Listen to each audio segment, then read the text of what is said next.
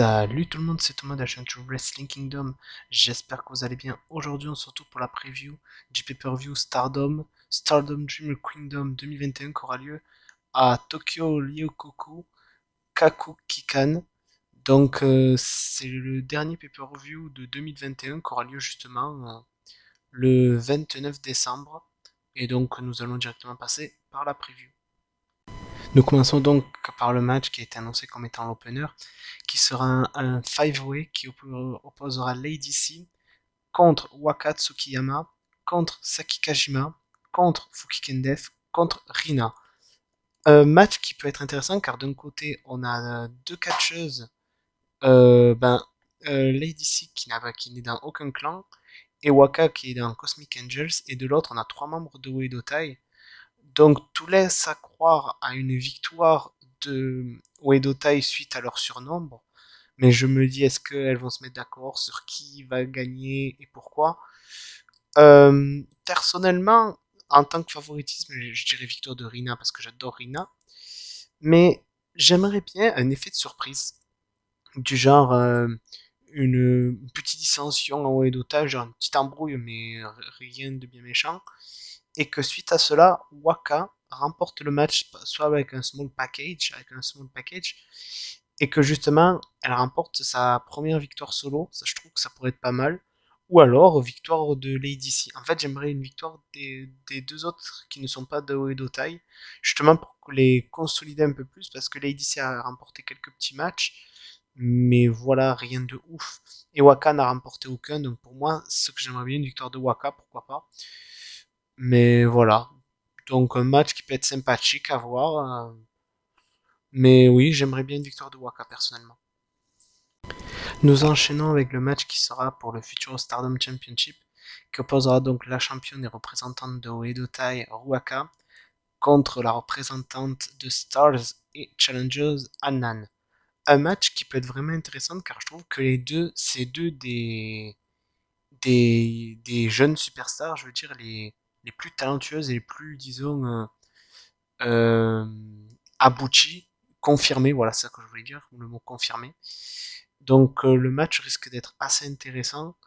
J'avoue, j'aimerais beaucoup une victoire de Hanan, car voilà, comme je l'ai dit dans plusieurs vidéos, j'adore les trois sœurs, que ce soit Ina, Rina, Hanan, j'adore les trois sœurs, donc voilà. Mais j'avoue, je pense plutôt à une victoire de Luaka, parce que, je sais pas, je la vois pas perdre le match en plus. Elle a le titre depuis pas si longtemps que ça. Donc pour moi, non, elle mériterait de conserver le titre, mais si Anna la bat, je serais très content.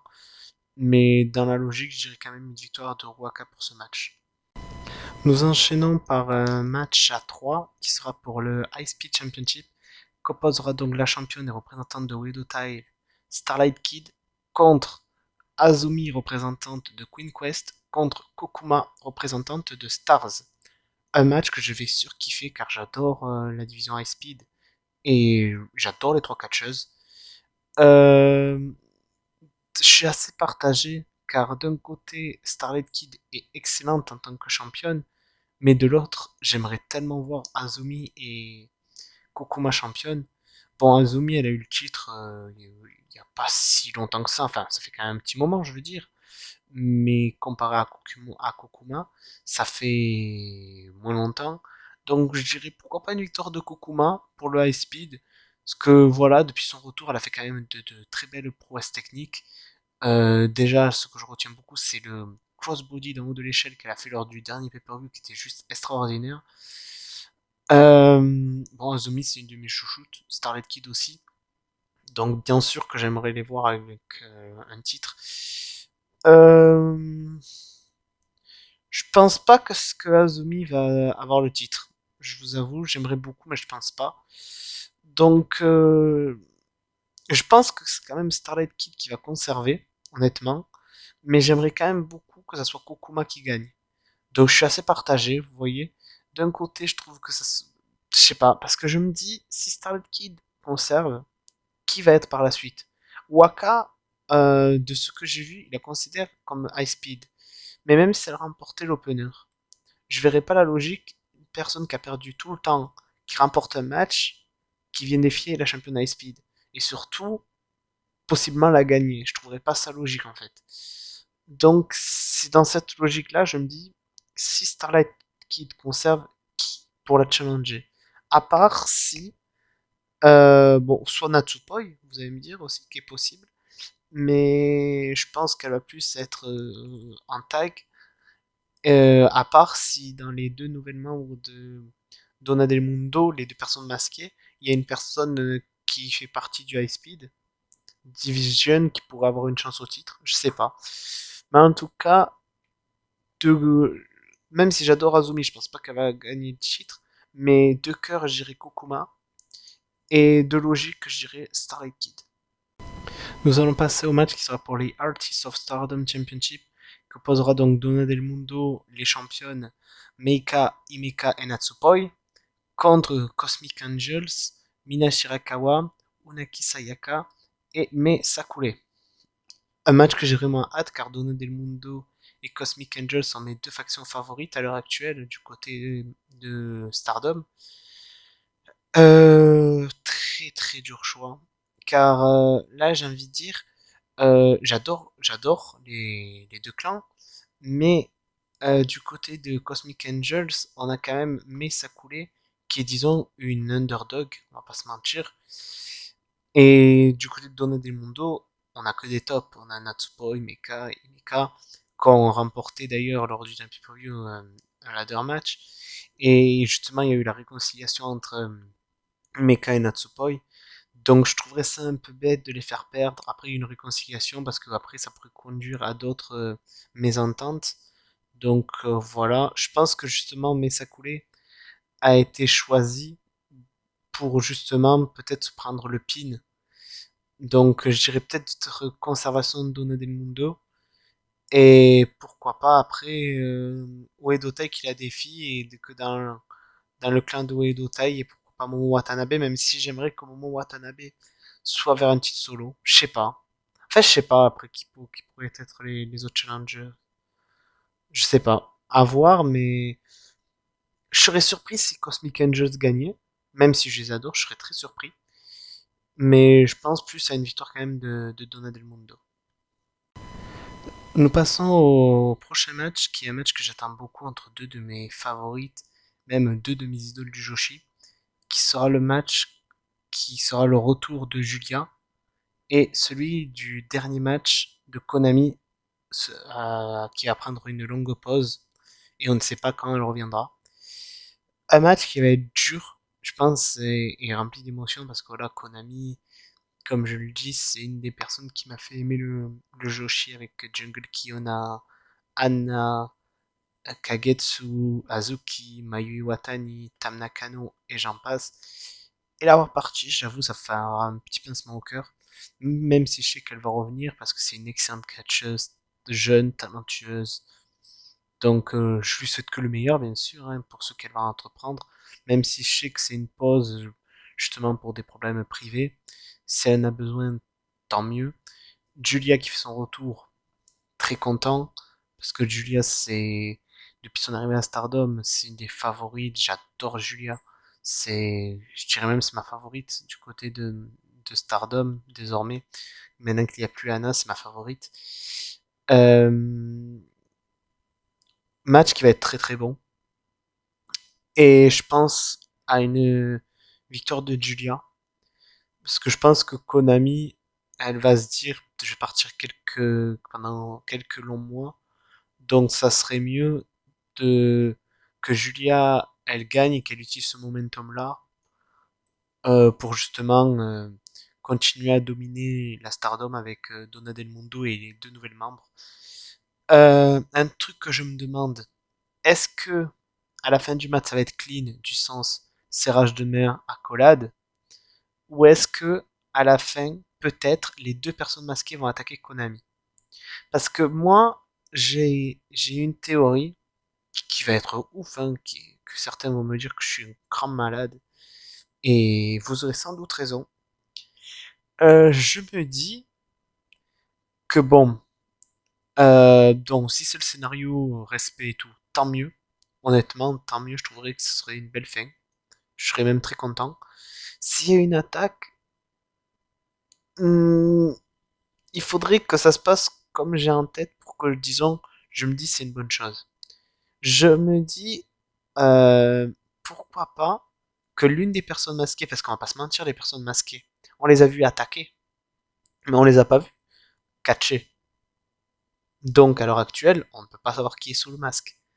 Et je me dis, si sous le masque, il y avait... Attention, hein, c'est un fantasy booking que je vais dire.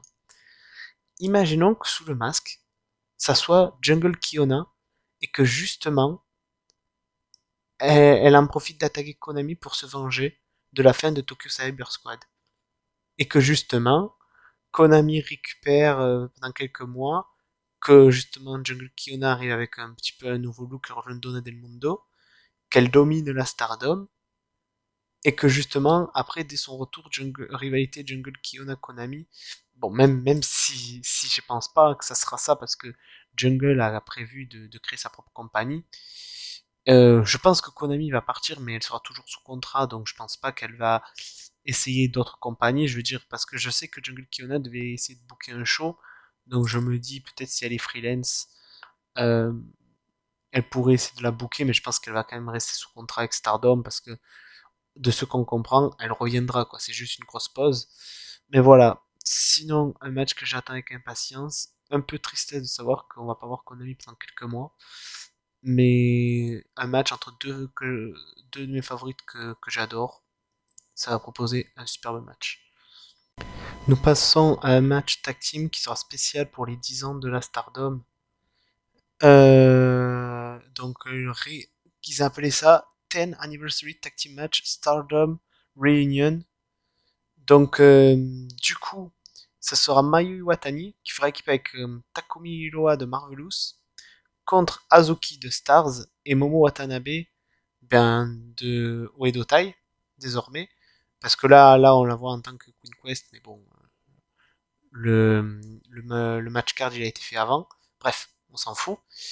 Petit aparté, il y en a qui ne le savent pas, mais Takumi Iroha a aussi fait partie de Stardom avant d'avoir rejoint Marvelous. Donc, disons, ces quatre filles-là, ces quatre filles qui ont marqué la Stardom. Et pour moi, c'est quatre des meilleures catcheuses au monde. D'un côté, on a Takumi Iroha, ma favorite de Marvelous. De l'autre, on a Mayu Iwatani, l'icône de la Stardom, je dirais même la meilleure au monde en termes de catcheuse à l'heure actuelle. De l'autre, on a Azuki. Azuki, une de mes idoles, une catcheuse que j'aime énormément, que vraiment j'ai un grand amour pour cette catcheuse. Et d'autres, Momo Watanabe, que j'en parle peu, mais qui est également une catcheuse que j'aime beaucoup, qui est hyper talentueuse et que je trouve qu'elle malheureusement en dernier temps été sous-cotée. Mais bon, un match tag team qui promet. Vraiment, je pense que ça peut être un des matchs de la soirée, pour être honnête avec vous. Même si je vous avoue, la carte, elle est alléchante de ouf. Tous les matchs sont d'une qualité. On voit que ça, c'est quand même leur dernier show de l'année et que ça va envoyer du lourd. Là, ils ont vraiment mis du lourd et je pense qu'ils nous réservent encore quelques petites surprises qui n'ont pas été encore dévoilées. Là, j'avoue que je suis assez partagé. Car d'un côté, je vais dire, il y a Mayu et Takumi qui sont quand même deux, comment dire, deux gros visages du Joshi, vraiment deux personnes qui sont vraiment ancrées, je veux dire, vraiment. Quand on parle Stardom, Mayu va vous venir forcément en tête. Quand vous parlez de Marvelous, Takumi va vous venir en tête. Et d'un côté, on a Momo, qui est malgré tout là une Originals, mais qui a pas la même ampleur, si je peux dire, que Mayu.